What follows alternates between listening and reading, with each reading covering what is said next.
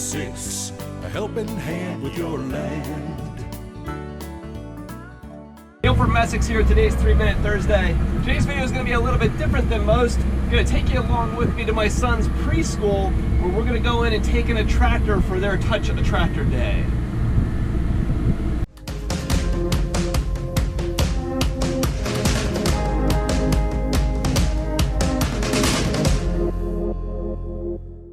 Neil from Essex here. Out on a little adventure today.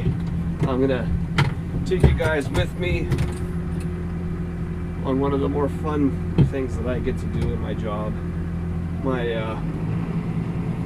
My son, youngest son, I have 2 kids. My youngest son is in preschool still, and I agreed to bring a tractor into his classroom for the kids to check out. So I'm going to talk a little bit of tractor stuff with you here as I'm driving along on my way home to go pick up my son and drive him into his classroom in a tractor, which he is super excited that I'm, for one, bringing a tractor into school, but he does not know that I'm coming to pick him up to actually drive him into school in the tractor. So he'll be really excited.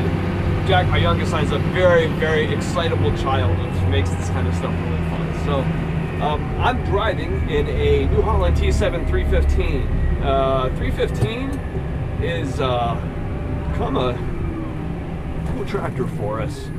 It's a high horsepower, short wheelbase machine, which is a little bit different for some of the machines in this class. It makes it a popular choice for guys who have smaller fields like we typically have here in our area. It's a little bit more nimble and easier to get around, and also a popular tractor for roading applications when you need to spend a lot of time going back and forth. So I here can hop onto the road here, going back and forth between my house here, and right now I'm going at 29 miles an hour, right? These have a 32-mile-an-hour transmission in them, so you can keep up with traffic a lot better.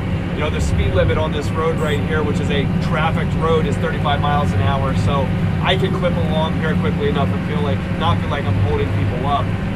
Unfortunately, in our geographic area, a lot of our farmland continues to get chewed up over and over and over again by, you know, new housing developments, and it's becoming harder and harder to get between fields without disrupting traffic. You know, driving farm equipment like this on roads is always a bit of a stressful thing, and so when you have a fast tractor like this, being able to keep up with traffic makes it a lot more of a comfortable thing if you don't feel like you're getting in everybody's way. You don't have a huge line of cars back behind you. So this has become a cool machine for that. One thing I personally like about this, being that this is a CVT transmission, I can pull up to a stoplight, step on the brakes, and the tractor is going to stop. And when I want to go again, all I got to do is push the pedal to the floor, and everything is going to go right back to full speed again. I can go right back to my 32 miles an hour.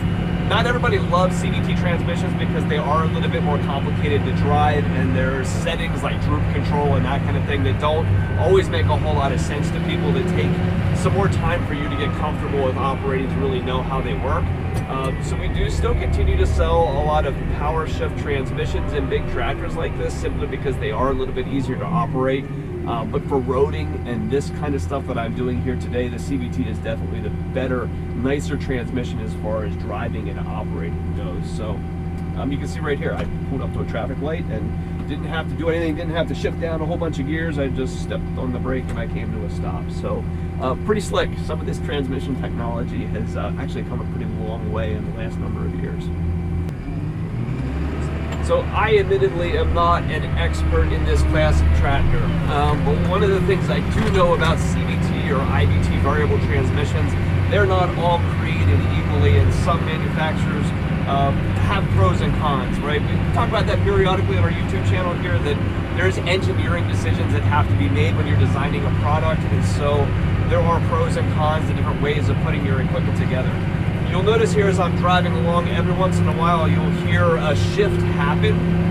CVT transmissions, even though they're variable, they still have ranges inside of them, and the more, when they're not running at their peak, the way they accomplish that variable portion of the transmission is by running an additional hydrostatic motor inside the transmission. So there's some extra ring gears and stuff in there that allow that hydrostatic motor to vary your speed.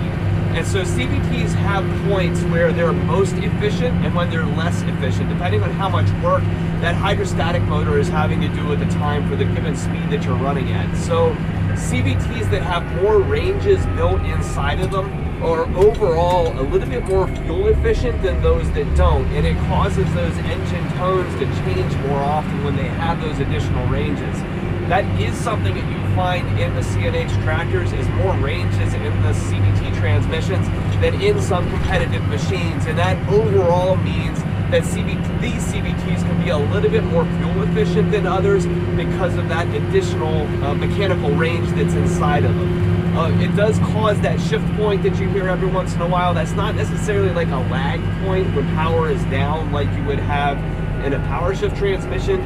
You're hearing a time when it's shifting and that hydrostatic motor stops doing work. So it's not something that you feel so much when you're driving.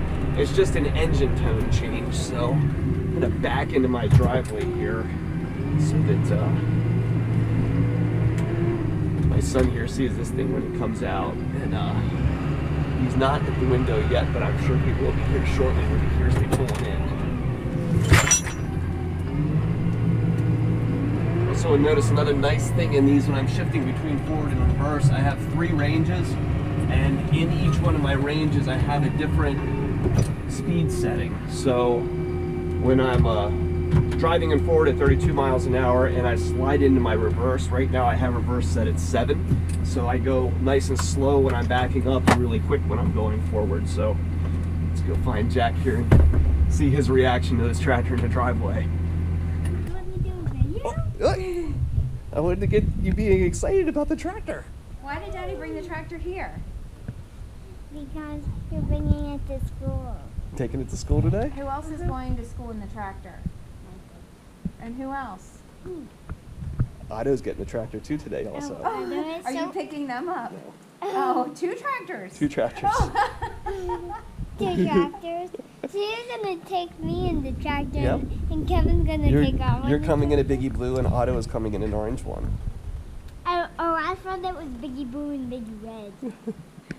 Is that exciting? Dad, you brought my favorite color tractor. Oh, cool. My favorite color is blue. Let's go get your shoes on. Daddy, I can see the wheels. Can you? Yeah, see they're spinning right there. Yeah. Look how high you are. You like to see the yellow lines in the car. Look at this.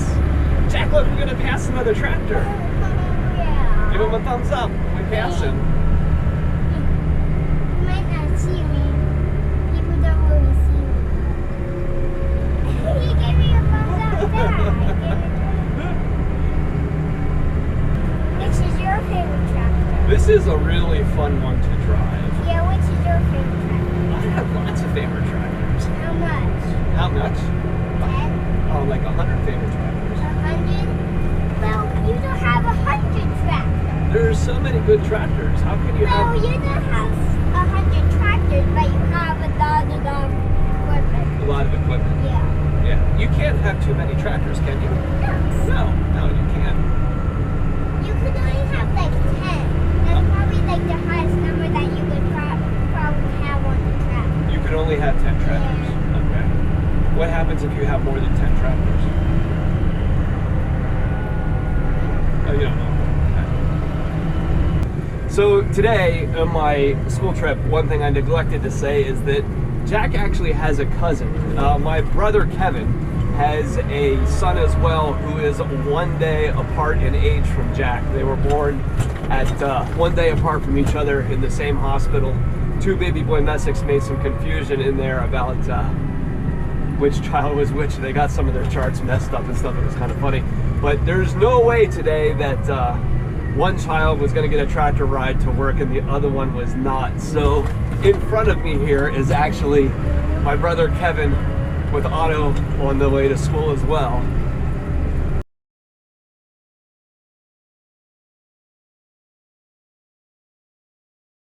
A regular YouTube closing is if you have any parts needs for equipment that you've already got, you have any service needs we can help you with, or if you're in the market for a piece of equipment, give us a call at Messick's.